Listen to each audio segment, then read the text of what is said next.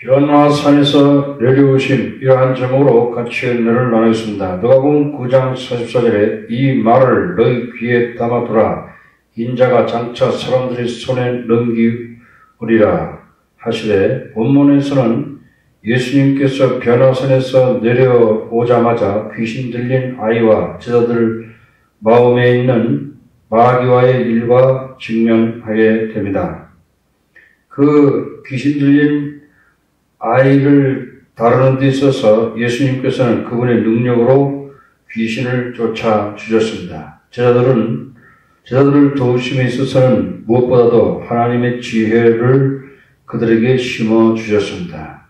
우리는 실전절전 영적 전쟁에 이 세상에 있는 동안 처해 있는 것을 알 수 있습니다. 우리는 영적 전쟁을 가정에서 혹은 일터에서 혹은 교회에서 겪게 됩니다. 우리는 예수 안에 있는 믿음을 가져야 하며 예수님 말씀에 대한 기초를 든든하게 놓아야 하는 것입니다. 그 다음 우리는 개인적으로나 공적인 면에서 영적인 전쟁에서 승리할 수 있습니다. 담대한 믿음을 가지고 있어야 하는 것입니다. 여호수아 1장 보면 내가 네게 명한 것이 아니냐, 강하고 마음을 지극히 담대히 하라.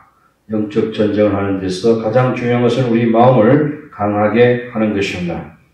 첫째, 예수님은 귀신 들린 아이를 고쳐주셨습니다. 이 부분에서 우리는 아이의 아버지가 아이를 보는 것과 또 예수님이 그 아이를 보는 그런 관점이 대조적인 것을 보게 됩니다. 아버지의 관점이 비록 정확한다고 할지라도 근원적인 문제를 해결할 수 없습니다. 예수님의 말씀을 통해 우리는 영적인 전쟁을 이기기 위한 방법과 근원적인 문제를 해결하는 것을 우리 보게 될 것입니다. 우리는 불신을 회개하고 예수 안에 있는 믿음을 가질 필요가 있습니다.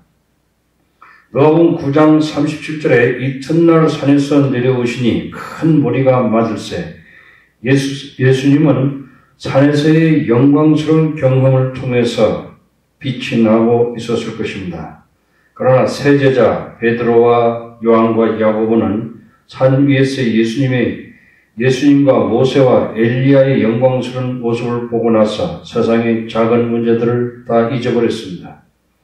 마태와 마가는 모세와 엘리야가 예수님과 말한 죽은 자 가운데서 살아난다는 뜻이 무엇이냐고 토론했다고 말하고 있습니다.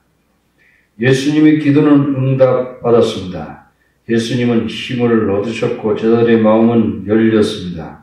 그러나 예수님은 쉬시지를 못하셨습니다.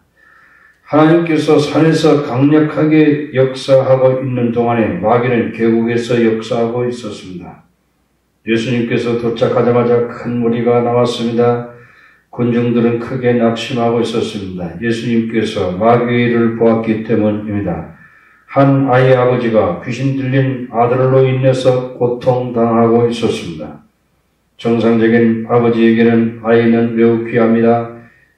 아버지는 아들을 그 자신의 목숨보다 더 사랑하셨습니다. 아이를 죽이려고 위협하는 어떤 것이 있었습니다. 아버지는 예수님께 설명하고 있습니다. 누가복음 9장 39절에 귀신이 저를 잡아 졸지에 부르짖게 하고 경련을 일으켜 거품을 흘리게 하며 심히 상하게 하고야 겨우 떠나가나이다. 그 아이는 다른 아이들처럼 정상적인 삶을 살고 싶어 했습니다. 다른 아이들처럼 살고 있을 때 갑자기 귀신의 공격을 받았습니다. 이 귀신은 그 아이를 통제하기 시작하고 거품을 흘리게 하고 물에 던져 넣으라고 했습니다. 그럴 때마다 아이에게 상처를 입혔습니다. 그 아이의 생명은 그 아버지 앞에서 사라져가고 있었습니다. 귀신은 인류를 멸망시키려는 인류와 하나님의 적이요 원수입니다. 예수님은 사탄을 처음부터 거짓말장이요 살인자라고 부르고 있습니다. 아담과 하와에게 하나님의 말씀에 대한 의심을 심어주고 불순종한 자가 바로 사탄입니다. 이러한 방법으로 사탄은 그들의 영혼을 죽였고 아담과 하와는 하나님에게서 떨어졌으며 낙원을 에덴 동산을 잃게 되었습니다. 인간의 모든 비참함을 가져오는 것은 마귀의 일에서 추적할 수 있습니다. 모든 인간에게 있어서 가장 중요한 싸움은 마귀와의 싸움입니다. 이것이 바울이 말한 이유인 것입니다. 에베소 6장 12절에 우리의 시험은 혈과 육에 대한 것이 아니요 정사와 권세와 이 어둠의 세상 주관자들과 하늘에 있는 악의 영들에게 대함이라. 이 아이의 아버지도 이것을 알아야 할 필요가 있었습니다. 그것은 단지 육체적인 질병이나 심리학적인 문제가 아니었습니다. 그것은 귀신의 악한 영의 일이었습니다. 귀신 들린 자의 아이의 아버지는 제자들에게 귀신을 쫓아달라고 간청합니다. 그러나 제자들은 실패했습니다. 이전에 제자들이 야외 훈련을 받을 때 귀신을 쫓아낼 수 있었습니다. 예수님의 말씀은 조심스럽게 듣고 순종할 때는 귀신을 내쫓을 수 있었습니다. 그러나 제자들이 예수님의 고난받으심과 죽으심에 대한 예수님의 말씀을 무시하게 되었습니다. 제자들은 의심과 두려움이 가득하게 되었습니다.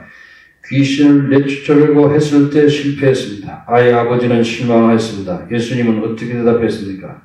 누가복음 9장 41절에 예수께서 가라사대 믿음이 없고 패역한 세대에 내가 얼마 또나 너희와 함께 있으며 너희를 참으리요 내 아들을 이리로 데리러 오라 하시니, 첫째, 예수님은 믿음이 없고 패역한 세대의 근원적인 문제를 보았습니다. 어떤 사람에게는 불신은 심각한 죄가 아닐 수 있습니다. 어떤 사람에게는 하나님을 믿든지 아니 믿든지 개인적인 결정의 문제라고 합니다. 그러나 한 사람이 하나님을 믿지 않기로 결정한 것은 전체 사회의 심각한 결과가 될 수 있습니다. 성경은 믿지 않는 것이 죄의 뿌리이며 그 죄의 뿌리는 하나님의 세계를 거역하는 모든 악독한 것이 원인이 된다고 말씀하고 있습니다. 로마서 1장 21절에 하나님을 알되 하나님을 영화롭게도 아니하며 감사치도 아니하고 오히려 그 생각이 허망하여지며 미련한 마음이 얻어졌나니 그 아버지는 책임이 있습니다. 아버지는 아이에게 성경을 가르치는데 게을리했을 것입니다. 어떤 아버지는 아이에게 수학, 영어, 언어, 과학, 돈 버는 법을 가르치는데 열심히 합니다. 동시에 하나님의 말씀에 대한 영적인 교육은 무시합니다. 아버지가 하나님에 대해서 믿음을 갖지 아니하고 집안에서도 믿음의 분위기를 조성하지 아니하고 아이들에게 성경을 가르치지 아니하면 불신앙의 늪에 빠지고 마는 것입니다.